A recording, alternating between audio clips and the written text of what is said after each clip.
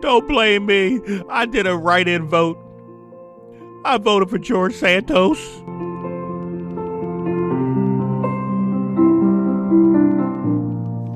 Come on. I can't fool around. I got to give some quick thoughts, though. Holy smokes. It's Wednesday morning. I turn on MSNBC. Mika Brzezinski, is she dressed all in black? Like she's at a funeral? Calm down, people. Calm down. Get a grip. Did MSNBC even call it yet? They were hanging on to the bitter end, weren't they? CNN, when I went to bed at 3:30 in the morning, they hadn't even called New Jersey yet. I mean, I don't know. But it's over. He won. Donald Trump won. And I'll give you the reasons why Donald Trump won. But should I really have to?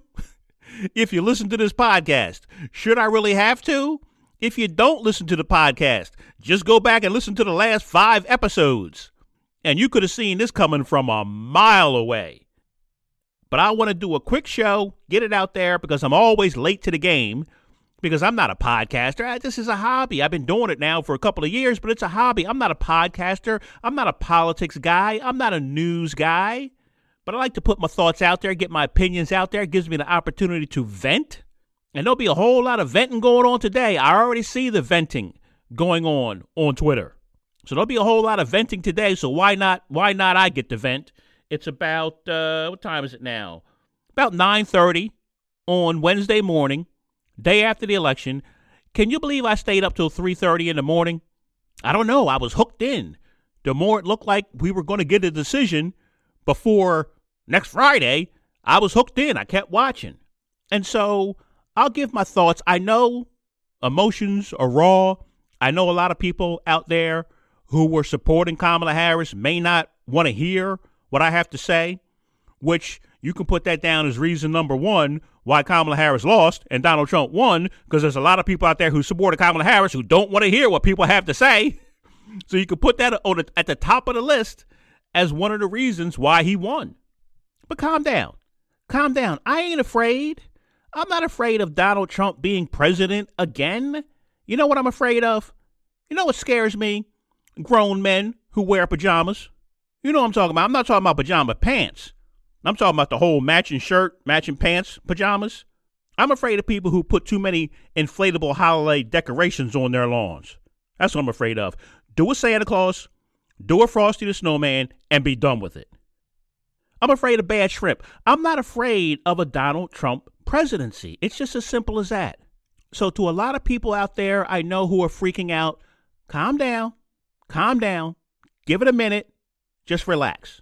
You might be freaking out because you've been hearing and believing things that maybe it's just, you got to remember, it's politics.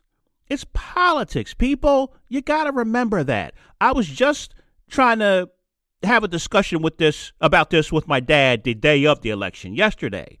And I said, Dad, listen, I just don't think a lot of people are buying all the stuff Democrats and Kamala Harris are saying Donald Trump is going to do if he gets elected. And my dad said, you mean the stuff that Trump says he's going to do? Now, it's very interesting. Donald Trump says he's going to do a lot. He says he's going to do a lot. It's interesting what people choose to believe he's going to do and believe and not believe he's going to do. If Trump says, elect me and I'll get gas down to $2 a gallon. Elect me and I'll cut the deficit. People go, no, he's not. No, he's not. He's never going to get gas down to $2 a gallon. But if Donald Trump says, I'm going to spread butter all over my naked body and slide down Pennsylvania Avenue, people run on Twitter and go, did you just hear? Did you hear what Donald Trump said? Oh, my goodness. Oh, my stars. He's going to put butter all over his body and slide down Pennsylvania. Yeah. See, there's certain things that Donald Trump says that you just take with a grain of salt. At least some people do. So I find that very interesting. And as I say, I think there were a lot of people out there who just were not buying into all of the warnings that Democrats were putting out about Donald Trump. for good or for bad. We'll find out, won't we? We'll find out. But for good or for bad, people just didn't buy it. And to me, I'm very sorry, but some of it, as I said, it's common sense. It's common sense. I saw people on the left getting very upset, very angry if you didn't buy into everything they said about Donald Trump, that he was going to execute people or lock up people, lock up his political enemies, or shut down media outlets. And common sense to me, I had to ask, well, what court? What court are they going to go to? What military are they going to go to that's just going to go along with that? I mean, he's commander in chief. We had all these generals coming out against him. I think it would have been a good idea to ask them, listen, if Donald Trump really tried to do any of these things, could he? Would you be bound? Would a general be bound to follow any order given by the commander in chief? Common sense tells you no. I mean, if he calls out the National Guard to shoot people down on the street, common sense tells you, I don't think they're going to do that.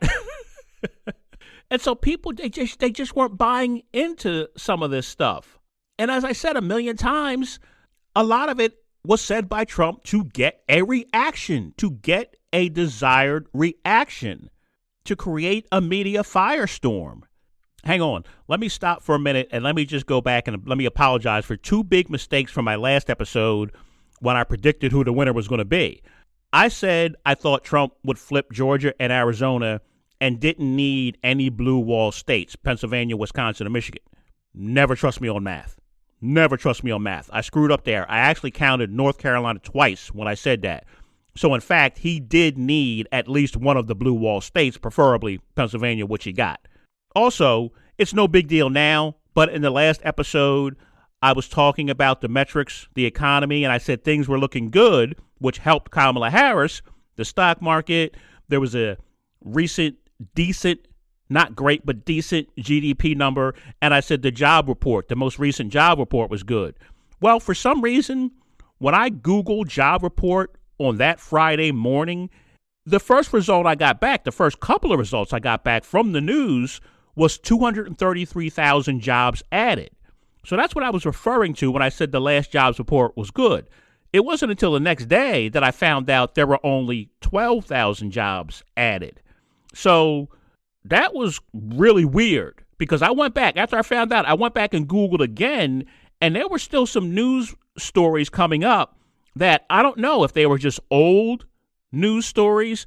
But if you Google jobs report for a minute there, you were getting a report from places like CNBC and different places that there were 233,000 jobs added. Just weird. But the reality was, and maybe this didn't help, maybe this made a difference, I don't know, but it was only 12,000 jobs. But in addition to that, they also revised down September and August job numbers by like 112,000 jobs.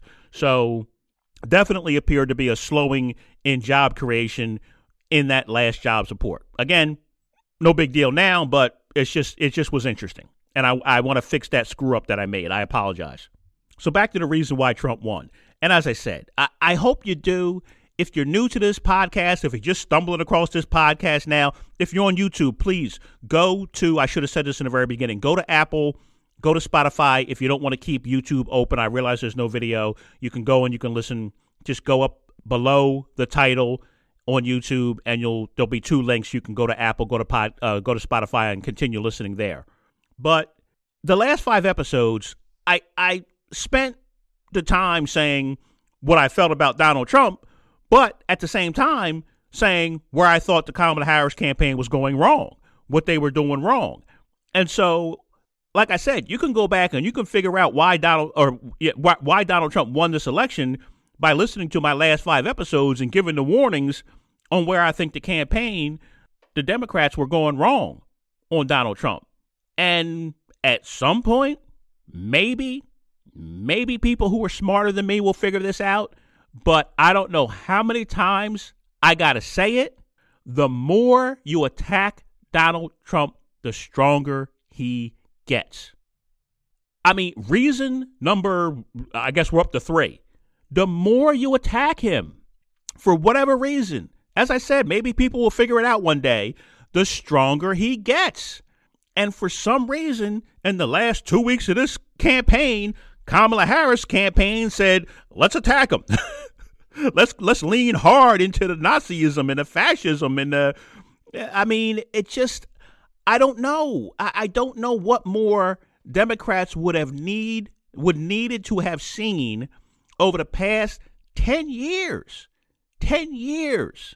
You do not beat Donald Trump by saying Donald Trump is a horrible person, because people say back to you, yeah, well, you're worse. Or, yeah, but I don't believe what you're telling me about Donald Trump. Or, yeah, but he could do better. He's sometimes he's his own worst enemy. I told you, that's what my Trump supporting friends generally say to me. You know, they abhor violence. They abhor violence. They're not people who support anyone going around banging somebody in the head with a hammer or attacking people or sending death threats to people. These are Trump supporters who don't applaud violence, but at the same time, they're not seeing anything for them coming out of the Democratic Party. And so as much as the Democrats want to attack Donald Trump, and I said, you're not going to get rid of Donald Trump by bankrupting him, by humiliating him on the news, by laughing at him, by trying to put him in jail. You're just not going to get rid of him that way. You're going to get rid of him if you give people an alternative to Donald Trump. And the Democrats, they simply just did not do that. They didn't do it in this election. And so, as I said, it was argued. I played clip after clip after clip.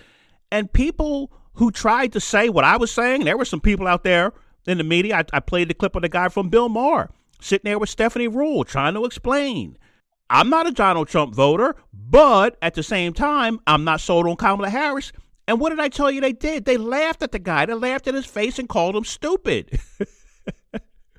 That is not exactly the way to win somebody over, by calling them stupid to their face and laughing at them when they tell you, look, I'm not a Trump supporter, but I'm not sold on Kamala Harris. Well, then what do? Well, you sell them on Kamala Harris. You don't go, well, then you must be stupid. If you don't support Kamala Harris, you must just be a big old stupid old dummy old idiot. I mean, the strategy from the Democrats just did not make sense. It seems so obvious. And people are on Twitter right now. I went on Twitter this morning, of course, and people are on there right now. One tweet after another. Stupid, idiots. Thanks a lot, idiots. Thanks a lot, stupid people. Thanks a lot, morons. And I just, at this point, I kind of don't even reply to some people. But if I did, you know what I would say to those people who were saying, thanks a lot, Trump supporting idiots? I would say to them, the idiots didn't lose. The idiots are not the ones that lost. So at some point, Democrats got to take that long look in the mirror that I've been asking them to take. They got to accept some of that humility that I've been asking them to accept. They got to get down off that high horse that I said way back in the very beginning of this podcast when Joe Biden became president. Get off the high horse and take a look at yourself and figure out what's wrong with the Democratic Party that people would rather go to Donald Trump as opposed to calling people idiots for going to Donald Trump. That's a tough thing to accept. I know, to say, hey, it ain't the idiots that lost.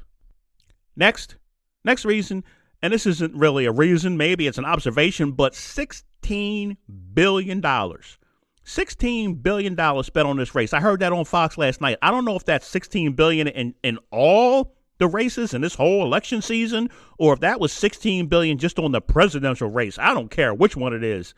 $16 billion spent is insane.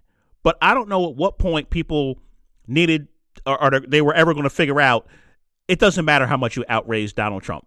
Once again, way too much time putting all their apples in that basket, We're raising more money. We got a better ground game. We got Megan Thee Stallion, not Megan O Stallion, Megan Thee Stallion. We got this celebrity. We got that celebrity. We got this group. We got that group. Dudes for Kamala, white women for Kamala. None of it mattered. I'm sorry. None of it mattered because you know why? None of it matters to moderate, center-right, centrist-minded voters. They could care less. They could care less what music Kamala Harris walked out to. Oh, she came out to Beyonce. Oh. The moderates that she needed to win over could care less. Oh, she got the coveted Taylor Swift endorsement. Not the Taylor Swift endorsement. Yeah, who cares? Even people, as I said, my Trump supporting friends, as much as the left talked about Taylor Swift and the endorsement and Donald Trump fighting with Taylor Swift, do you know when I talk to my Trump supporting friends, in the past 3 years, I don't remember a single one of them ever uttering the name Taylor Swift. The left was obsessed with Taylor Swift. People could care less about Taylor Swift when it comes to politics. People on the right, people in the center, they could care less about any celebrity endorsement. So none of that mattered. And the focus on that, as I said, it may have been another reason why Kamala Harris lost. Next reason, and again, I apologize to my regular listeners because maybe you've heard this a million times from me now. The next reason that Kamala Harris lost and Donald Trump won, again, when you're speaking to center-right, more moderate people who support Donald Trump, can you tell me I'm wrong about my support of Donald Trump without telling me I'm a horrible person? Can you do that? Can you tell me I'm wrong without telling me I'm a racist or I'm a fascist or I'm a sexist or fill in the blank? Whatever name, an idiot, stupid. Can you tell me I'm wrong? Tell me why your side is better without just saying, what are you, stupid? My side is better. Yeah, but why? But why? Why are Democrats better? Why is Kamala Harris better? Well, because Donald Trump is horrible. And if you support Donald Trump, you're horrible. Do you have another reason? Can you give me any other reasons that I'm just a horrible person? Because for a lot of Trump supporters out there, as I said, who are more moderate centrist people, I don't think they think they're horrible people for supporting Donald Trump. And until Democrats can understand that and grapple with that the people who you think are so horrible because they support Donald Trump, they don't think they're horrible people because of their support for Donald Trump. They think they have their reasons, whatever those reasons are. If you want to know what they are, go ask them. Go ask them. Reason number 962.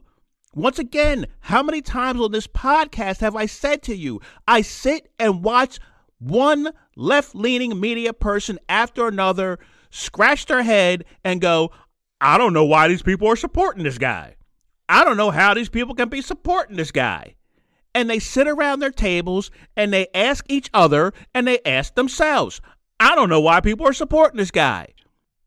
How many times have you heard me say, why don't you go ask them? Why don't you stop asking yourselves and go ask them? They will give you an answer. At some point, if you keep asking, they will give you a good, reasonable, rational answer that you're going to disagree with. You're not going to agree with the answer they give you, but they will give you a legitimate answer. They'll give you more than just, he says what I'm thinking, or he's going to secure the border, or he's going to lower my taxes. They'll give you the real reason why they're supporting Donald Trump. And the real reason why they're supporting Donald Trump is because they do not trust the Democratic Party. They do not trust government. They do not want government in their lives. That's the way they say it. Or they have religious reasons when it comes to certain issues that are a deal breaker, whether it be abortion or other things. They just have issues that are a deal breaker in supporting a Democrat. And on that, you go, okay, well, sure, maybe we can find some common ground there, somewhere in between 6 weeks and 24 weeks, or maybe we can find some things that we can work on there, rape and incest and life of the mother. But if you don't ask people, if you don't go and respectfully ask people, why do you think the Democratic Party will be worse for you than the Republican Party? If you just ask yourselves, you're never going to get the answer.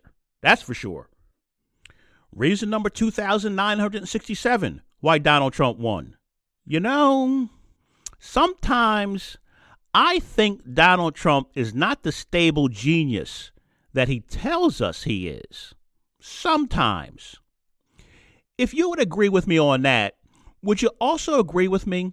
You know, sometimes I think Democrats are not nearly as smart as they think they are.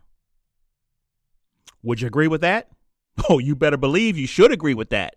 You cannot tell some people in the Democratic Party, liberals, progressives, people on the left, that they do not have it all figured out. They got it all figured out. They know exactly what to do. They know exactly what policy you need. They know exactly who's right. They know exactly who's wrong. And it's become a very arrogant and condescending way to speak to people from the Democratic Party. And I ain't the only one saying it. Bill Maher, once again, who I agree with on a lot of things, disagree with on a lot of things, Bill Maher has been trying to tell the Democratic Party, you have become arrogant and condescending and a little nutty with the way you speak to people. And once again, take out the edges, take out the extremes, if you want to call them extremes, on the right or on the left. That is not appealing to people in the center. Being a know-it-all is not appealing to people in the center. I do my best not to sound like a know-it-all here. I always say, hey, in my humble opinion, or this is what I think. I'm not telling you this is what I know. I'm telling you this is what I think. I hope I don't come across as a know-it-all here. Like I said, sometimes you get emotional about what you're talking about, and maybe you come across as a know-it-all, but I do my best not to sound like a know-it-all. I'm just telling you what I think. I'm just trying to be honest. And so when people are coming across as, hey, listen to me because I'm college educated. Listen to me. I know better than you because you're only high school educated. There's a lot of moderate, centrist, right-leaning people out there who are high school educated who I would put up against a whole lot of college educated people in the Democratic Party right now. Like I said, they ain't the ones who lost. The high school educated folks ain't the ones who just lost this election. All these smart, educated, college educated, maybe even in some cases Ivy League college educated pundits and pollsters and talking heads, they can come out this morning and tell me all they want to tell me. They can tell me all they want to tell me. I've been listening to them. And I could say to you, and I would bet you, if you're reasonable, you would agree. Be honest. Be honest with me. If these people were in corporate America and they got this result, if those people on the left in the media, the strategists, the analysts, the campaign folks, if they got this result, you think they would have a job today? Be honest. If they were in the corporate world, do you think they would have a job today if they just got this result? This is like bankrupting your company. This is like running a marketing strategy. That's what a campaign is. That's like running a marketing strategy that results in the bankrupting of your company and expecting to keep your job. And you come to me as the chairman of the board and say, hey, I bankrupted the company with my marketing strategy, but can I keep my job? And I say to you, well, why the heck do you think you should keep your job? And you go, well, the customers are just stupid. I didn't do anything wrong. My marketing strategy wasn't bad. The customers are just stupid. You think you would keep your job in the corporate world? But all these people on the left, all these strategists, all these pundits, they'll be right back out there today. Basically spinning whatever they want to spin. Spinning the bull into whatever. The bottom line is you understand, you know your customer, you know your market, and you're giving what they want. And what a lot of people want is nothing. They want nothing. At least that's what they'll tell you. They'll take it if you give it to them. But a lot of people, they want nothing from the government. This country is a turnkey country. Has been for decades now. For decades. It's a turnkey country. Just don't mess it up. If you're elected to office, just don't mess it up. The country will run itself. Oh, but right now the economy is the envy of the world. That's what you heard. That's what you heard all throughout this campaign. This economy is the envy of the world under Joe Biden. Yeah, as it was under Trump, as it was under Obama, as it was under Bush, as it was under Clinton, as it was under Reagan. You tell me the last time this country the economy wasn't the envy of the world. You probably got to go back to the 1400s. Like I said a long time ago, this economy was the envy of the world back when we were in World War II. Back during the Great Depression, this economy was probably the envy of the world. During the Great Recession, we were the envy of the world. Even when our economy is bad, even when it's terrible, even when it's in a recession, this economy is the envy of the world. This country is the envy of the world. It's a turnkey country. Just don't screw it up. Just don't do anything extreme. That's all. And so there are a lot of people out there, your market, who are saying, look, just leave me alone. Leave me alone. Secure our borders. Give me a strong military. That's it. And then leave me alone. And once again, Democrats, they got way, way, way far away from that. It started with Build Back Better, and it just kept right on going. Just kept right on going. More government, more government, more government. And people rejected it. I don't know if there's another way to look at it. People rejected that. Let me stop, because I really wanted to keep this short. And I mean, I'm going even longer than I wanted to, trying to keep it short. But once again, reasons why Trump won. I could play you a clip if I could find it. Juan Williams was on Fox News last night, and he got into a back and forth where he was trying to explain Trump doing better amongst black men, Hispanic men, and I cannot believe he even said this. I think maybe he might regret that he said it today. I don't know. But he basically explained it by saying people see Donald Trump, and I'm paraphrasing, but I'm not far off. People see Donald Trump as being sort of abusive towards women, and young black men, young Hispanic men like that. They want to get in on that. That's what he said. You can go find the clip. I think it was on, again, the election coverage last night on Fox. Juan Williams, who was a Democrat contributor to Fox. I don't know if he still is on a show, but he's a contributor to Fox, and that's what he said. And I played you the clip of Joy Reid explaining black men, Hispanic men going in larger numbers to Donald Trump as saying, well, hey, they can be fascist too. They can be fascist too, you know. So again, you're either stupid or you're a fascist or you just like guys who abuse women. That's why you voted for Trump or you went to Trump in larger numbers. I mean, the Democrats, they got to get a grip on this. They got to. I mean, I know Donald Trump can drive you crazy, but you got to recognize it. You got to recognize what's happening to you, what's happening to your party and how crazy you've gotten. And you got to listen. I know they don't want to hear it. Like I said, I know emotions are raw for people out there. I said, my advice, calm down. Just calm down. I realize I'm nobody. I'm a know-nothing little podcaster who has no business talking politics. As I said, I ain't in politics. I put this podcast up, as a venting, as a kind of allow me to get my opinions out there and get things off my chest more than anything else. But I challenge people to listen to this podcast. I challenge people to listen to this podcast in an honest way, as I say, with your deflector shields down, and compare me to any mainstream media you can find out there. I challenge people to do that. Listen to these episodes and compare me to the mainstream media. Any mainstream media out there you can name over the past 3 years, and I'll bet you $1.01 I've been more on target. I'd bet you from day one, telling Democrats they were going way too far left with Build Back Better, telling Democrats, no, inflation is not going to be transitory. If you flood the economy with money and then you kind of pay people to stay home with extended enhanced unemployment benefits, you're going to have a sublime demand problem that's going to lead to inflation that's not going to be transitory. To telling Democrats, no, Donald Trump is not done after the midterm elections. Your strategy of bankrupting him or jailing him or humiliating him, it ain't working. You're not getting rid of him that easy. He's only getting stronger. Right down to this past week, the last episode, telling Democrats, I think Donald Trump is going to win this election. I think Donald Trump's going to win the election. So, like I said, I'll put this little stupid podcast up against just about anybody out there.